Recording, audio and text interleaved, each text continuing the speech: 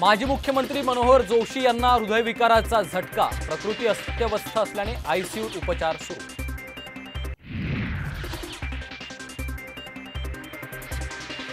हे भंगार सरकार, अजय बारसकरांना हाताशी धरून माझ्या विरोधात ट्रॅप रचला जातोय, जरांगेंचा गंभीर आरोप। तर बारसकरांना 40 लाख दिल्याचाही दावा।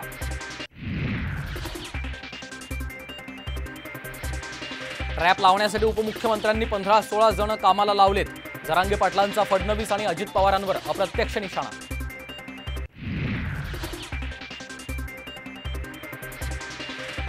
लोकसभेपूर्वी जयंत पाटील शरद पवारांना सोडतील, अमोल मिटकरींचा दावा। तर शरद पवार गट आणि काँग्रेसचे अनेक आमदार संपर्कात असल्याचाही दावा।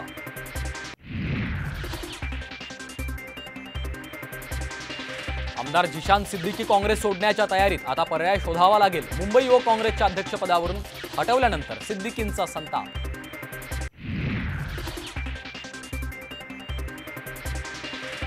आम्ही हुकुमशाही एकाधिकारशाहीच्या विरोधात, उद्धव ठाकरेंचा मोदी सरकारवर हल्लाबोल। तर आजपासून निवडणूक आयोगाचं नाव धोंड्या असल्याचीही केली टीका।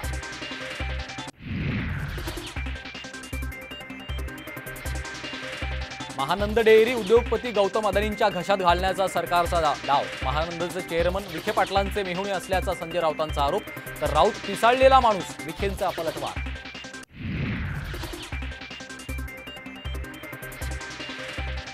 पुण्यातील ड्रग्ज प्रकरणाचं London connection, ready to eat food पाकिटांच्या माध्यमातून एमडी ड्रग्ज लंडनमध्ये पोहोचले।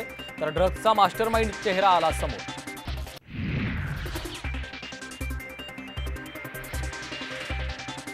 राज्यातील 4000 निवासी डॉक्टर संपावर, विद्यावेतन वाढीसह मागण्या मान्य न झाल्याने उगारलं संपाचं हत्यार। आरोग्य यंत्रणेवर ताण पडण्याची शक्यता।